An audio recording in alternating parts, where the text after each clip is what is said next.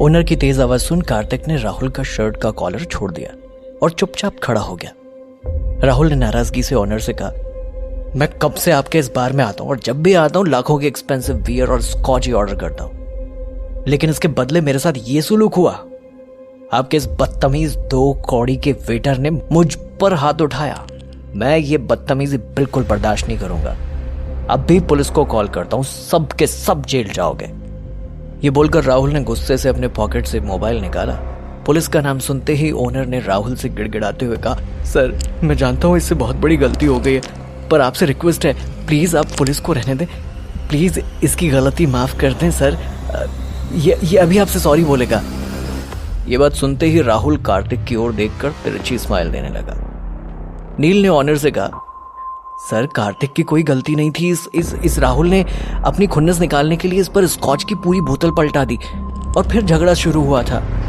Owner ने जोर से उसे डांटते हुए कहा, यू शट अप। तुम क्या कार्तिक के लॉयर हो जो उसकी बदतमीजी पर पर्दा डाल रहे हो? फिर उन्होंने कार्तिक की ओर देखते हुए कहा, सर से माफी मांगो इसी वक्त, वरना मैं तुम्हें नौकरी से निकाल दूंगा। ये सुन शैनन ने सरकास्टिक स्माइल के साथ राहुल को देखा। साफ पता चल रहा था कि वो दोनों ओनर की बात से कितना खुश थे। कार्तिक ने लंबी सांस ली और कहा, मैं इससे माफी नहीं मांगने वाला, मेरी कोई गलती नहीं थी। ओनर ने एक बार फिर चिल्लाकर कहा, तो फिर ठीक है, यू आर फायर्ड। ये सुनकर नील घबरा गया, लेकिन कार्तिक ने बिना किसी शिकन के कहा, विद प्लेजर आई क्विट। फिर उसने अपनी टाई का नॉट लूज किया और बेफिक्र राहुल और शैनन को देख मुस्कुराते हुए वहां से निकल गया। उसे देख नील भी उसके पीछे पीछे चल पड़ा। सब अचानक उसका ये एटीट्यूड देखते ही रह गए। ओनर भी हैरान था, आखिर इस गरीब बच्चे के अंदर इतनी अकड़ आई कहां से। उधर कार्तिक अपना बैग लेकर सुनसान सड़कों पर पैदल चले जा रहा था। नील भी उसके पीछे पीछे पहुंच गया। उसे देखकर कार्तिक ने कहा, तू यहां? नील ने उसके कंधे पर हाथ रखते हुए कहा, जहां कार्तिक रहेगा वहीं नील भी तो रहेगा ना। उसकी बात सुनकर कार्तिक के चेहरे पर एक प्यारी सी स्माइल आ गई।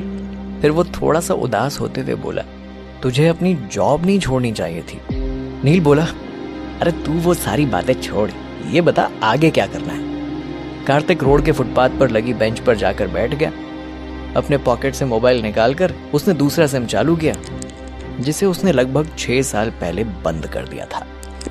कार्तिक को मोबाइल में घूरते देख नील बोला, मैं पूछ रहा हूं कि हमें आगे क्या करना है, और एक तू है जो मोबाइल देख रहा है। कार्तिक ने जैसे ही अपना पुराना सिम ऑन किया, उसमें ढेर सारे मैसेजेस आने लगे, जिसमें से एक मैसेज ओपन कर कार्तिक ने देखा तो वहां लिखा था, कार्तिक तुम इस वक्त जहां कहीं भी हो फौरन मित्तल पैलेस लौट कर आ जाओ, तुम्हें तुम्हारे राइट्स वापस किए जा रहे हैं। कार्तिक को यह मैसेज 7 दिन पहले आया हुआ था।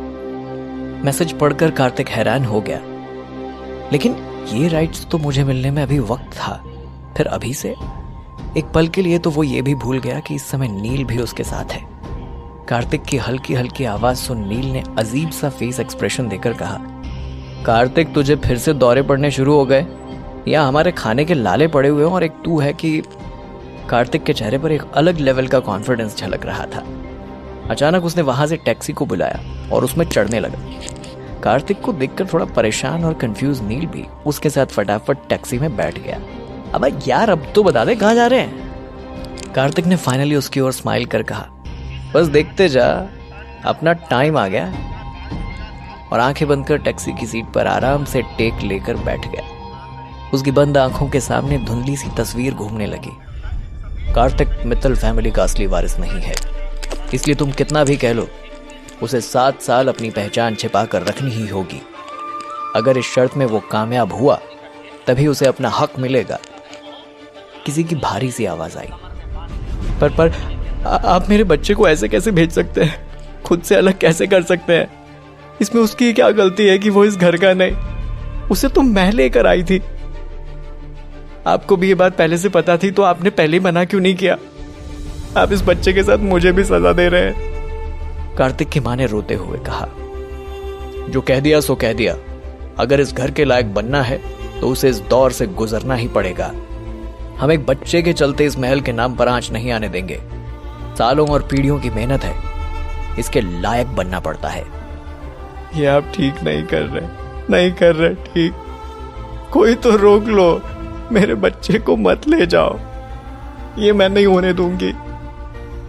कार्तिक अपना बीता हुआ कल सोच ही रहा था, तभी एक बड़े से पैलेस के सामने टैक्सी रुक गई और इसी के साथ उसकी खुलती आंखों से एक आंसू टपक गया। कार्तिक ने टैक्सी से उतर ड्राइवर को उसके पैसे दिए और दोनों हाथ अपने पॉकेट में डालकर उस आलीशान पैलेस को देखने लगा। व्हाइट कलर के संगमरमर से बने उस आलीशान पैलेस के बड़े से गेट के बाहर मित्तल पैलेस लिखा हुआ था। उस पैलेस को देख नील ने कार्तिक से बड़े ही एक्साइटमेंट के साथ कहा, अच्छा अब मुझे समझ में आया, तो अब हम यहां जॉब करने वाले हैं। Nice, very nice. पैलेस के अंदर एक बड़ा सा वाटर फाउंटेन था जिसमें अलग अलग कलर्स की लाइट्स लगी हुई थी। रात के वक्त वो फाउंटेन बेहद खूबसूरत दिखाई दे रहा था। साथ ही आसपास बहुत बड़ा गार्डन भी था जिसे देख कार्तिक वहां रुक गया। उसे रुका देख नील ने कोहनी मारकर धीरे से कहा, अब तू ये मत कहना कि तू गलती से यहां आ गया। देख यार, मैंने यही नौकरी करने का मन बना लिया है, अब बस। तभी वॉचमैन भागते हुए उन दोनों की तरफ आया, अपने जेब से निकालकर एक चाबी कार्तिक को पकड़ाते हुए बोला, वेलकम बैक प्रिंस। कार्तिक उसकी तरफ देखकर हल्का सा मुस्कुरा दिया। नील ने वॉचमैन को करेक्ट करते हुए कहा, इनका नाम प्रिंस नहीं कार्तिक है। पर वॉचमैन और कार्तिक दोनों ने ही इस बात को इग्नोर कर दिया और कार्तिक अंदर एंटर करने लगा। पैलेस का लिविंग रूम बेहद बड़ा और खूबसूरत था। वहां सेंटर पर काफी बड़ा सा एक्सपेंसिव झूमर टंगा हुआ था और बड़े बड़े आलीशान व्हाइट कलर के सोफे रखे हुए थे। जब नील अंदर आया तो उसका मुंह ये सब देखकर खुला का खुला रह गया। तभी वहां एक आदमी आया जिसकी उम्र तकरीबन 55 से 60 के बीच रही होगी। उन्होंने महंगा 3 पीस सूट पहना हुआ था और हाथों में महंगी छड़ी थी। चेहरे पर फ्रेंच कट सफेद दाढ़ी उनकी उम्र की गवाही दे रही थी। उन्होंने जैसे ही कार्तिक को देखा बहुत खुश हुए और कहा, वेलकम बैक प्रिंस। कार्तिक ने उन्हें गौर से देखकर पहचानने की कोशिश की। उस शख्स ने सामने आकर कहा, प्रिंस, मैं आपका फैमिली लॉयर हर्षल चौहान, आपके पिताजी का सबसे खास दोस्त। आपको याद है हम तब मिले थे जब आप 8 साल के थे। उनके इतना कहते ही कार्तिक ने पहले कुछ सोचा और फिर अचानक से उसके चेहरे पर एक बड़ी सी स्माइल आ गई। वो चौहान अंकल के गले लग गया। कार्तिक को यूं गले मिलते देख चौहान अंकल की आंखें नम हो गई। कार्तिक हैरान होकर बोला, अंकल अभी तो शर्त पूरी होने में 6 महीने का वक्त है, लेकिन मुझे मैसेज आया कि हाँ छोटे मालिक, आपको आपके राइट्स वापस लौटाए जा रहे हैं क्योंकि आप पूरे मित्तल प्रॉपर्टी के अकेले वारिस हैं। अंकल चौहान ने उसे रोकते हुए कहा। उनके इतना कहते ही नील के मुंह से जोर से निकला, क्या? पहले प्रिंस अब वारिस? कार्तिक ने चौहान अंकल से पूछा। मैं कुछ समझा नहीं अंकल। जवाब में चौहान अंकल ने अपने बहते आंसुओं को पोंछते हुए कहा, कुछ महीने पहले आपके पिताजी की एक कार एक्सीडेंट में डेथ हो गई थी। जब तक आपकी ये शर्त खत्म नहीं हो जाती तब तक ये आपको नहीं मिलने वाला था, पर अब जब कोई नहीं है तो बिल के मुताबिक कोर्ट आपको ही सब कुछ सौंपने के लिए कहता है। अपने पिताजी की मौत की खबर सुन कार्तिक ने अपनी आंखें बंद कर ली। उसे याद आया कि किस तरह उसके जाने से उसकी माँ की हार्ट अटैक से मौत हो गई थी। वो आखिरी बार था जब उसने इस पैलेस को गेट के बाहर से ही देखा था, उनके अंतिम संस्कार पर।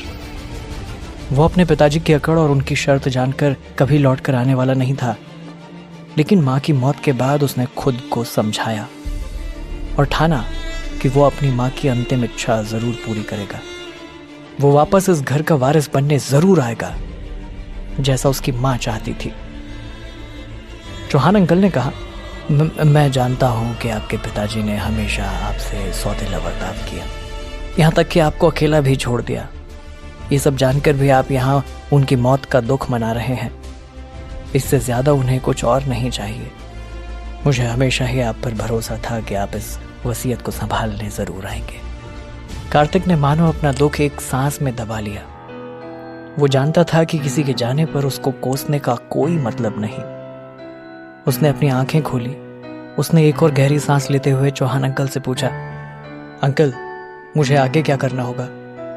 आपको सिटी बैंक जाकर वहां के मैनेजर मिस्टर खन्ना से मिलकर अपनी प्रॉपर्टी के पेपर्स लेने होंगे और 48 घंटों के अंदर आपकी प्रॉपर्टी आपके नाम ट्रांसफर हो जाएगी। इसी के साथ नील और कार्तिक ने तय किया कि वो दोनों आज ही रुककर थोड़ा आराम करेंगे। कार्तिक ने वॉचमैन द्वारा दिए गए चाबी से बहुत सालों के बाद अपना रूम खोल कर देखा। नील एक बार फिर उसका रूम देखकर हैरान था। उसने कहा, यह बच्चों के कमरे में क्यों लेकर आया यार? मैं जानता हूं तू इस घर का मालिक बन गया है, लेकिन ये कोई वक्त है खिलौनों से खेलने का? तभी उसे रेशमी बेडशीट वाला बेड दिखा। अब तक तो उसे एसी की हवा भी लग चुकी थी। कार्तिक ने भावुक होकर उन खिलौनों को देखते हुए कहा, ये मेरे बचपन का कमरा है, पता है तुझे? वो जैसे ही नील को देखने के लिए मुड़ा, उसने देखा कि नील बिना जूते उतारे ही बेड पर फैलकर सो चुका था। अगले दिन सुबह 9 बजे वो तैयार होकर नीचे आ गए। कार्तिक ने अंकल से कहा, मैं बैंक होकर आता हूं, बेस्ट ऑफ लक। अंकल ने उसके सर पर हाथ रखते हुए कहा, और इसी के साथ नील और कार्तिक दोनों पैलेस से बाहर आ गए। पैलेस से बाहर निकलते ही नील कार्तिक की पीठ पर चढ़ गया और खुश होकर बोला, क्या बात है, कहाँ दुनिया तुझे एक साधारण वेटर मानती है और तू निकला छोटा मालिक, क्या बात है दोस्त।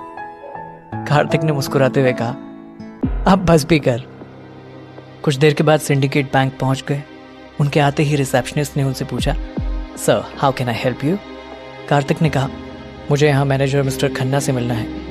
रिसेप्शनिस्ट ने अपनी टेबल पर रखी कंप्यूटर स्क्रीन में कुछ एंटर किया और कहा, क्या आप मुझे बता सकते हैं कि आप उनसे क्यों मिलना चाहते हैं? कार्तिक ने कहा, मित्तल प्रॉपर्टीज अपने नाम ट्रांसफर कराने के लिए।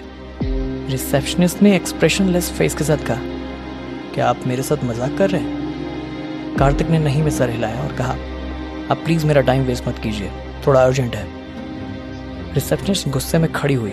उसने कार्तिक को तेज आवाज में डांट लगाते हुए कहा, आप यहां से इसी वक्त निकल जाइए। आप जानते भी हैं मित्तल प्रॉपर्टी के बारे में, या फिर आप मेरे साथ प्रैंक कर रहे हैं? उसकी टेबल पर रखा लैंडलाइन फोन बजा। उसने जैसे ही फोन रिसीव किया, दूसरी ओर से बैंक मैनेजर मिस्टर खन्ना ने कहा, अभी कुछ देर में मिस्टर कार्तिक मित्तल आने वाले हैं, मिस्टर चौहान ने उन्हें भेजा है, उनके आते मुझे इन्फॉर्म कर। ये बोलकर उन्होंने फोन काट दिया। ये सुन रिसेप्शनिस्ट ने कार्तिक की ओर देखकर कहा, आपका नाम? कार्तिक ने कहा, कार्तिक मित्तल। और आप? ये सुनकर रिसेप्शनिस्ट हड़बड़ा गई। एक लंबी गहरी सांस लेकर उसने कहा, शेफाली। क्या? आपको चौहान सर ने भेजा है? इस पर कार्तिक ने जैसे ही हाँ में सर हिलाया, शेफाली की टोन तुरंत चेंज हो गई। उसने अपने चेहरे पर फेक स्माइल देखकर कहा, वेलकम सर, प्लीज आप मेरे साथ आइए, प्लीज कम। शेफाली ने मिस्टर खन्ना के केबिन का डोर आधा ओपन कर कहा, कार्तिक मित्तल आए हुए हैं।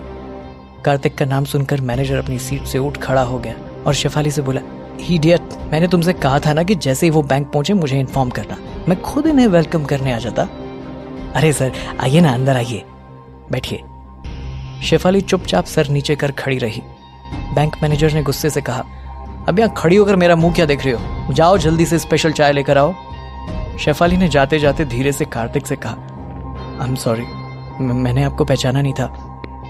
कार्तिक ने उस पर एक नजर डाली और बगैर कुछ कहे मिस्टर खन्ना के सामने जाकर बैठ गया। शेफाली का चेंज्ड बिहेवियर देख नील कार्तिक के बगल में बैठकर आंखें मटकाते हुए देखने लगा और मन ही मन बोला, वाह भगवान वाह, क्या किस्मत दी है, धन्य हो आप। तभी मिस्टर खन्ना ने कहा, सर कुछ छोटी सी फॉर्मेलिटीज है, आपको हमारे साथ पूरी करनी होगी। कार्तिक ने कहा, श्योर। मिस्टर खन्ना ने अपने टेबल पर रखे लैंडलाइन फोन से किसी को कॉल कर कहा, मिस्टर मित्तल का रेटिना और फिंगरप्रिंट चेक करना है। फोन कट करने के बाद मैनेजर ने कार्तिक को देखकर स्माइल करते हुए कहा, I am so sorry sir, आपको प्रॉब्लम उठानी पड़ रही है, लेकिन ये हमारे बैंक का रूल है। उनकी बातचीत के दौरान शेफाली चाय की ट्रे लेकर केबिन के अंदर एंटर हुई। इस वक्त शेफाली के चेहरे का रंग डर के मारे उड़ा हुआ था। उसे लग रहा था कि कहीं कार्तिक शेफाली की कंप्लेंट मैनेजर से ना कर दे। शेफाली को यूं इतना डरा हुआ देख कार्तिक के चेहरे पर स्माइल आ गई। तभी ट्रे टेबल पर रखते वक्त शेफाली स्लिप हो गई।